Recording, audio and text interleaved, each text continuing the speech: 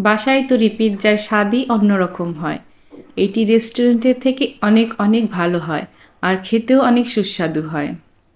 তার আমার হাতের পিৎজা খেতে খুব ভালো লাগে। রেস্টুরেন্টের পিৎজা খেতে একদমই পছন্দ করে না। তাই ঝটপট বানিয়ে ফেললাম চিকেন পিৎজা।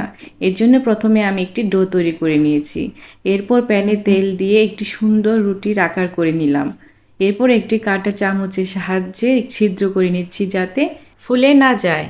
এরপর এর মধ্যে টমেটো সস আর মিয়োনিজ দিয়ে ভালো করে মেখে নিচ্ছি। মাখানো হয়ে গেলে এর উপর আমি চিকেনের টুকরোগুলো দিয়ে দিচ্ছি। চিকেনটা আমি আগে থেকেই রেডি করে রেখেছিলাম।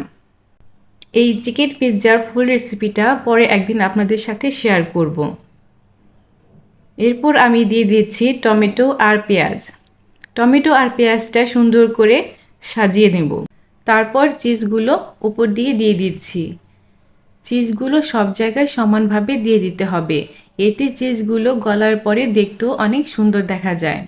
আমি অনেকটা পরিমাণ চিজ ইউজ করেছি, আপনারা আপনাদের পছন্দ মতো চিজ ইউজ করবেন। এরপর আমি একটা ঢাকনা দিয়ে ঢেকে দিচ্ছি এবং একদম লো আঁচে রেখে দিচ্ছি।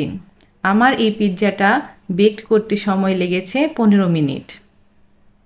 আপনাদের এর থেকে বেশিও লাগতে পারে। আমার এই ভিডিওটি যদি ভালো লাগে তাহলে লাইক, কমেন্ট এবং অবশ্যই শেয়ার করবেন।